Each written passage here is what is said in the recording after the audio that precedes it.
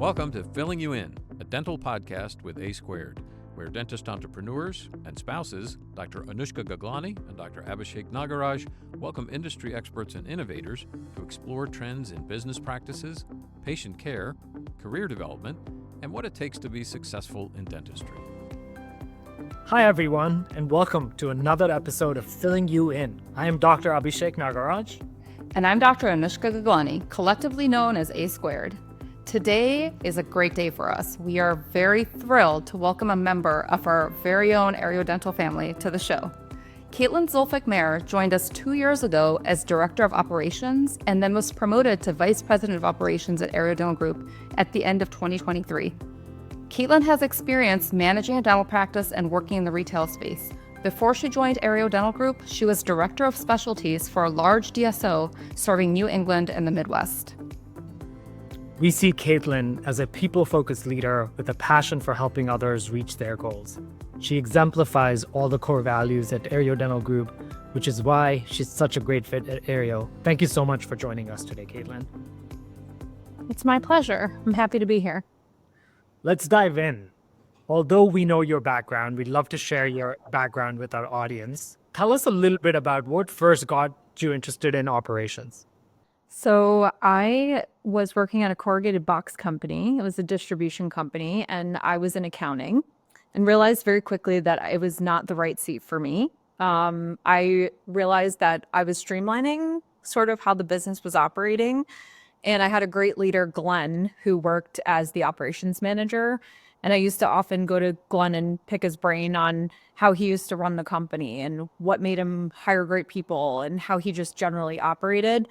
So I struggled to stay in my lane. Accounting is a very straight, narrow position. And you guys both know me. I am not a good fit for positions like that. So I very quickly realized that, and I started to dabble in streamlining how they were warehousing. I did things like we had DOS printers, and I was like, why don't we get inkjets or laser jets so that we could produce delivery tickets faster?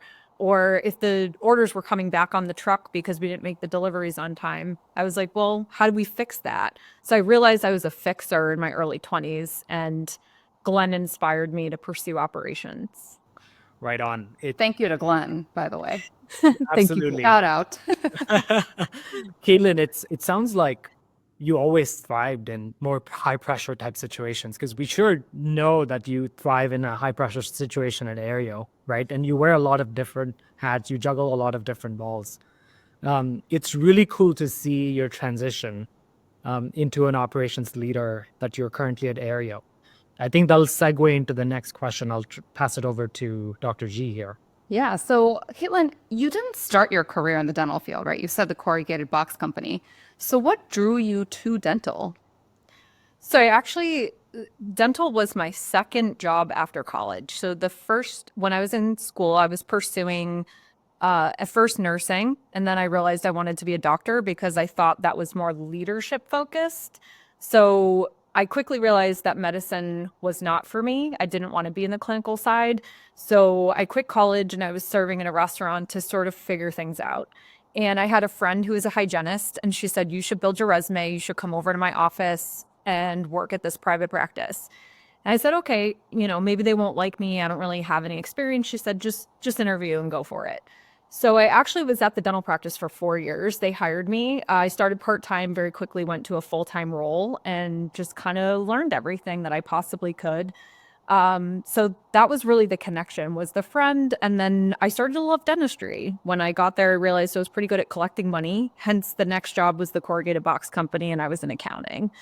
So that's what got me into it. Yeah, it's funny. We've heard the story before, but every time I hear it, I'm like, that's actually a very cool transition, a cool path to hear about. Yeah, it was awesome. And who knew it was going to lead me here? Who knew, honestly.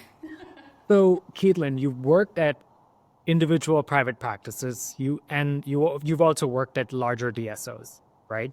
Tell us maybe some key insights that you got working at an individual practice and a larger DSO that you brought to Areo. Great question. So I loved my experience at the private office because I loved the patient connection. So there I was in a front desk role I dealt with insurance. I had to greet people. I was very shy at the time, believe it or not, but I didn't want to greet people, and they stuck me right in that seat and forced me into it. And I grew to love it. I grew to love the connection. I grew to love people. I loved helping the business grow. So I truly started to build a passion for, again, that one-on-one connection. And there was dabble around the DSOs kind of emerging in that area. We saw Aspens. We saw places where I was. It was Dental Dreams, different type of DSO groups. Cool Smiles was one of them.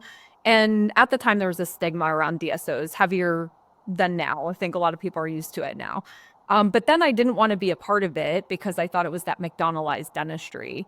So I liked staying in that private path. But later, when I realized some of those things I didn't get exposed to, I could actually get exposed to that on a wider scale being part of a group practice, like opportunities. I learned, again, I took a lot of the skills that I learned in the private practice, how to greet patients, how to build connection, how to show respect for them. I remember the practice manager I was with at the time saying, when a patient walks in, I want you to say Mr. or Mrs. so-and-so and show them respect and sort of roll out the red carpet. And that started my experience with customer service or patient service. So I loved that private feel. And then when I went to a bigger DSO, we went from 50 to over 100 locations. I was very passionate about how we engaged with people on the phone. I was always interested in hearing about our call quality and kind of scoring people on how they were doing.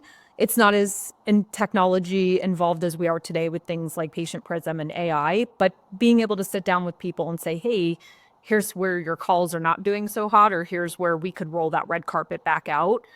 I like doing that. And I think, we've tried to incorporate that here at Areo. Those are first couple things that come to mind. Yeah, I think those are really great points, actually. We talk a lot about patient experience at Areo, and I think, you focusing on that is super important. It starts at the front desk, right? That's the first place that they reach out to somebody in the practice. So if we're answering the phone like Blue Island Smiles, who's coming back? No one. No one. I wouldn't go back. Yeah. It starts with really great communication and I think processes. That first practice I was in also, we used checklists. I knew what the opening policy was, what I had to do when I got in there. First thing, it was very clear what I had to do. And when I left, it was very clear what I had to do. So at the larger scale with the DSO, it was a messy middle sort of situation because the company grew very quickly in a short period of time. So rapid growth is exciting, but it also has some of those moments where you're going, okay, when do we add the next role? Who do we have resources to incorporate this? What are the details that we should be really heavily focused on? And I think that's where I learned now to apply some of those things that I learned at the DSO I was with prior here at Areo and like just at a more granular level. Mm-hmm. Yeah, some great points there. So, of course, we know what you do, but can you help our audience understand the scope of your work and how it impacts the company?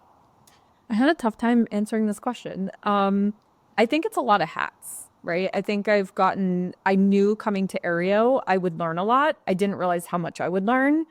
And I love the exposure to so many different seats because I think as an operator, you're a bridge to all these other departments that are interconnected to share, to support the same mission.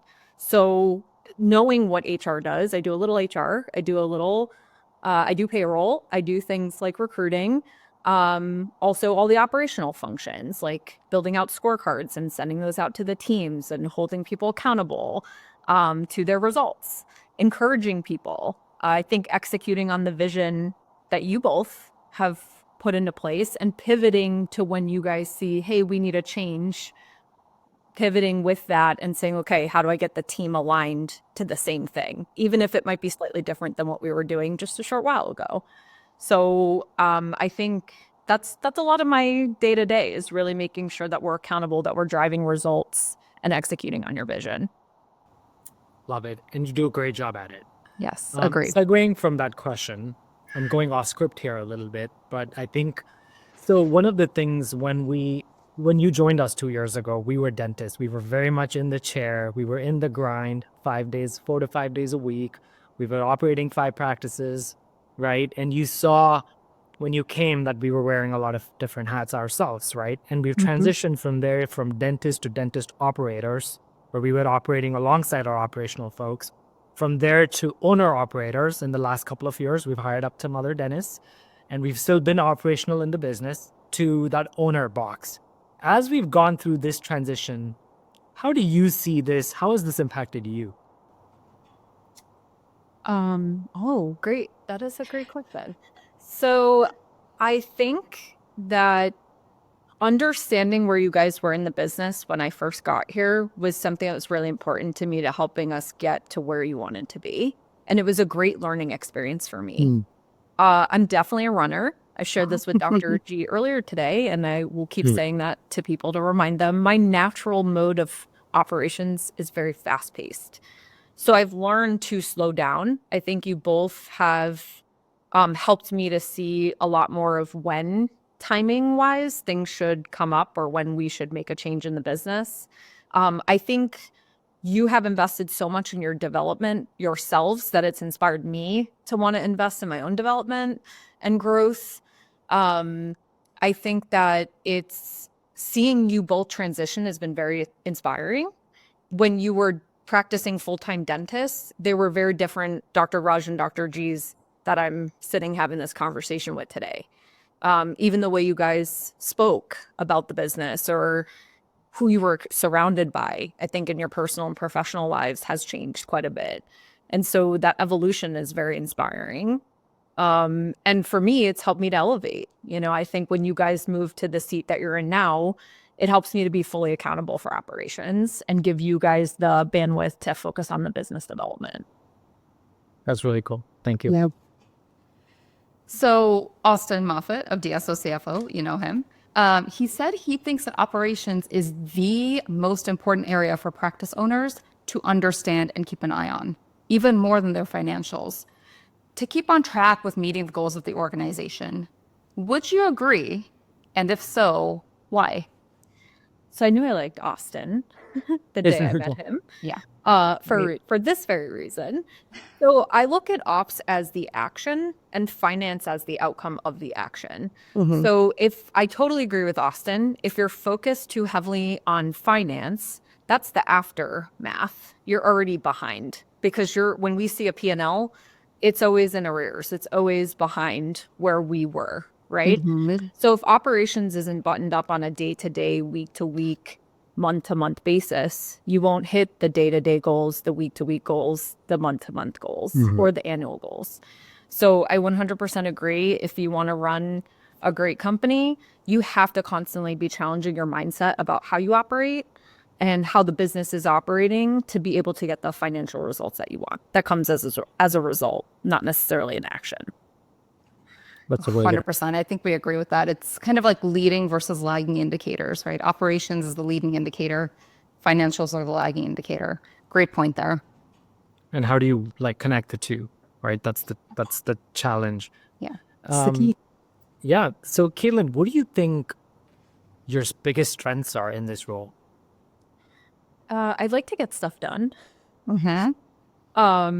I had a sign, or people would kind of make fun of me at my previous role, that there should be a GSD next to my name. Get shit done. Shit done? I like to execute. That is my passion. Yeah. I love seeing the outcomes of execution. I get a great sense of joy knowing that they're what we're driving, and I'm very results driven. So not just it's not for myself. It's really a motivation to make an impact with other people. And I know if we're doing well, others will do well. And so that really drives me. I like to see an impact made on the planet, on people. I just like seeing people motivated and excelling. And I think creating enthusiasm around the vision. So you guys set the vision, and I believe it's my responsibility in operations to also take that and run with it and help others to get on the same bus with us. Yeah, I have to add, for the rest of our audience who may not know Caitlin, I totally agree. You are one of the most purpose-driven people I've met, where it doesn't require, a lot of people will say, well, I want X, Y, Z, or, money is the motivating factor or whatnot. You are extremely purpose-driven. You have it internally, and we are very appreciative of that because we operate the same way. So that I think speaks to the success in the last couple of years, especially. Thank Yeah, I you. love that. And my 2 cents to the audience or people who are in similar territory wanting to grow and scale, I think go get yourself a self-starter like Caitlin, somebody Get you don't yourself a have to. Caitlin. You Get can't take yourself a her though. Caitlin. She's ours Yeah, Caitlin is like committed for life to Areo. So, forever. but getting a self-starter has made our 10x our lives, but it also gives her the opportunity to kind of take the bull by the horn and just, get after it. So it's been a cool process. I know, at least from our experience. I often struggle with finding the right word sometimes because I know this is your company, but I also say we a lot because I feel so ingrained in the company and so proud of the business that it operates like it is mine. And it's exciting. So Yeah. it feels really, I'm very passionate about it. And you guys make it easy. Oh, thank you. Thank and you. for what it's worth, it is a we to us as well. Absolutely. That's the person we envisioned. That's somebody who could really come and feel like this is theirs, have an upside, not just in terms of wealth, but also in terms of growth and be able to create that impact that you're talking about. I think that's what it's about, right? Leaders create leaders, not followers. So you're doing a really good job at that as well. Thank you. So, Caitlin, what would you say is the most difficult part of your work? Love this question. I think right now it's probably attracting and recruiting top talent. So I think what we have at Areo is very unique. And I think getting the word out on Areo, getting it to a broader audience has been something that we've all really worked hard on. I think getting people who are driven, who are also that purpose-driven type of people, we all agree we want those people. So I think just getting our name more out into the space, I think we've gotten that business sort of side. Like I think people know a little bit about Areo from LinkedIn, but we've built more of a reputation like out in a recruiting front more recently that I think's really helped strengthen our bench. But that's an area I definitely want us to see us as a team continue to move the needle on so that Areo becomes that employer of choice.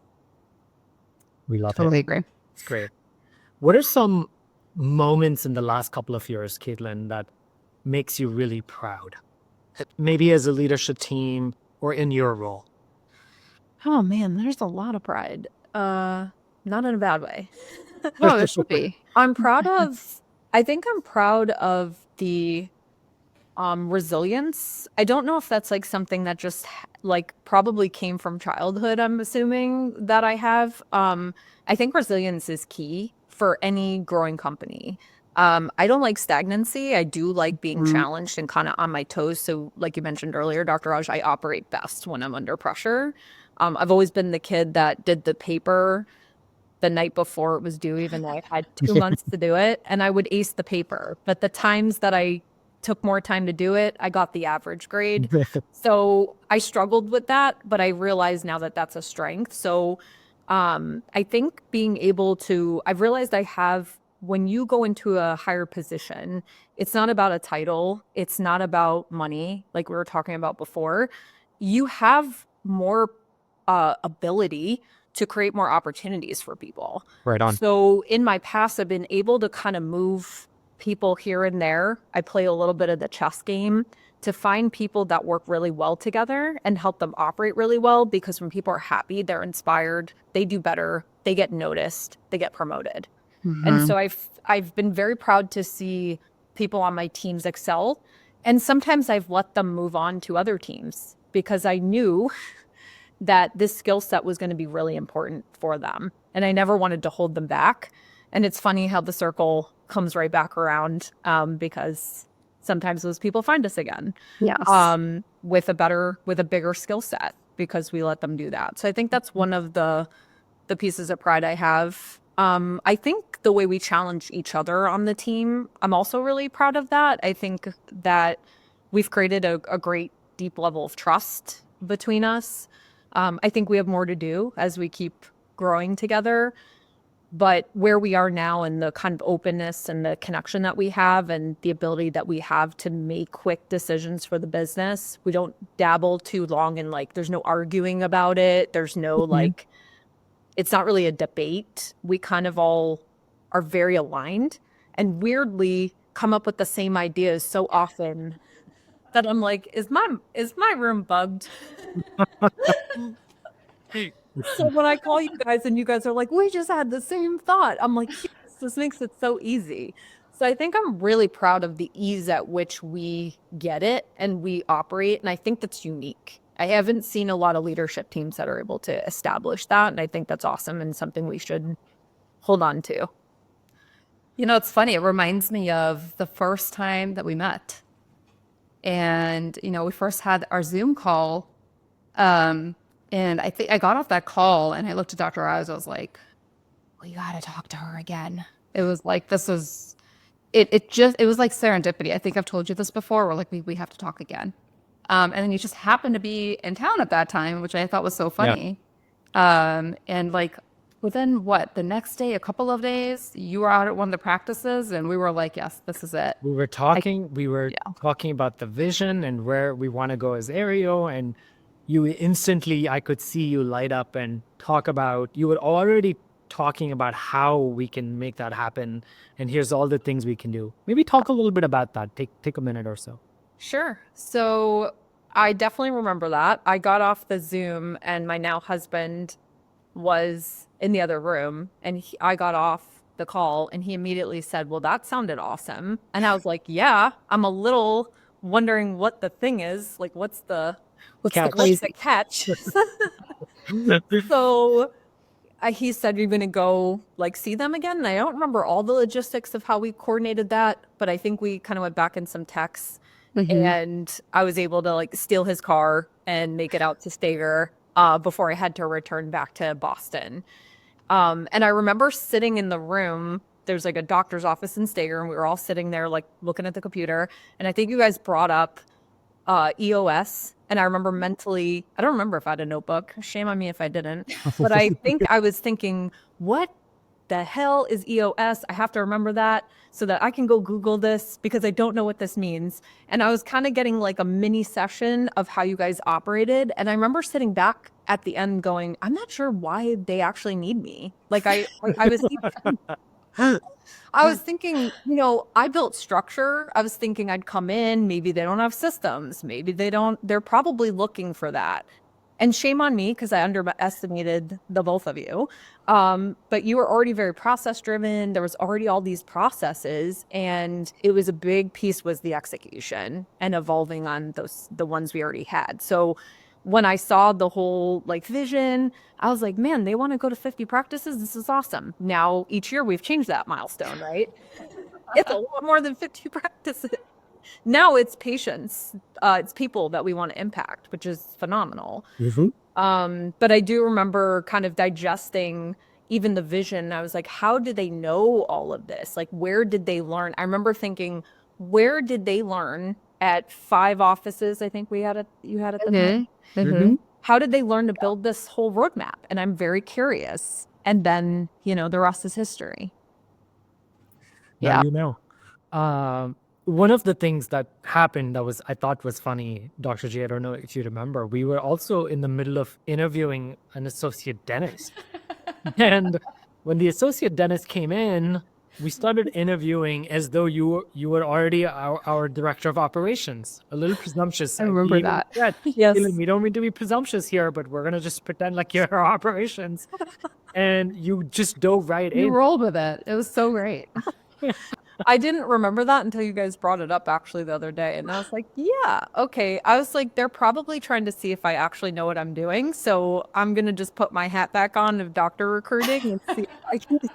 You know, in hindsight, to be honest, that was a little bit of that too. Yes. Okay, good. You should have done it. I think that's a good thing. That's great. What's changed the most about operations in this field during your career that you've noticed? I think it's the talent thing. I think recruiting has changed. I think people talk about this a lot. I think it's always going to change. I think we're getting into this whole age of AI.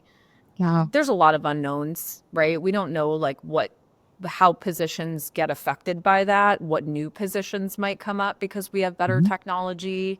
Who knows? But I think for now, recruiting, it's been a weird time because I came into dentistry in 2018 and the pandemic was 2 years later. I stepped into a new role. I was recruiting. So actually, my career in dentistry has changed so much that I don't know if I have a great answer for that question because I was regional, then I went into specialty and was recruiting specialty doctors. So when I came back to that basic level, like where we were going back to general dentistry, staffing and recruiting front desk, hygiene, dental assistants, I think that scope changed for me. Now, I don't know because I wasn't recruiting that whole time, but I found it more challenging recently to find talent that support the vision. The thing I've become very clear on for us is that the standards at Areo stay here. The people, they rise to that. So that's something I've become very, very clear on and know that that will not change. Never. Totally. I think, one of the things we are cognizant of is that as the business grows, as the company grows, the standards start to get diluted in most businesses, right? For us, we have to keep re-upping and keep getting people recommitted to the standards. So I love that you said that. We're totally aligned on that. And your tribe finds you, right? Yeah. So it's really cool. We've seen that over and over. Definitely. We also like to do a quick lightning round here, right? So I'll dive right into that. What was your last impulse buy? A whole bunch of like nonsense shirts and pants and like rompers on Amazon. I bought a lot of them. I just kept going every color. I was like, why have I not had like brown long sleeve shirts or black long sleeve shirts? Why do I only have one? I wash it and then I can't find it. So I just bought a bunch of them. What are the 3 words, Caitlin, that people would not use to describe you? Great question. Slow would not be it. Quiet or unmotivated. Yes, I totally agree with those. Those are good answers. Totally. Okay. Yes, don't ever catch me saying those things to you. You're too slow, Caitlin. What is your go-to karaoke song? I have never done karaoke, so I don't have a go-to. Okay, well, this sounds like a leadership team outing. That's exactly. You read my mind. I'm prepared. Awesome. This has been a great conversation. Thank you so much, Caitlin, for being with us today. It's truly my pleasure. I'm Dr. Anushka Gaglani. I'm Dr. Abhishek Nagaraj. Thanks for checking out today's show and hope you can join us again next time. Thanks for watching this episode of Filling You In, where we uncover the insights, trends, and stories shaping the dental industry. If you like this podcast, please share it on your social channels and visit Areo Dental Group on LinkedIn or on Instagram @Areo Dental Group. You can also subscribe to the series and check out all of our episodes on this YouTube channel or at areodental.com/podcast. Until next time, stay curious, stay inspired, and let's keep elevating the dental field together.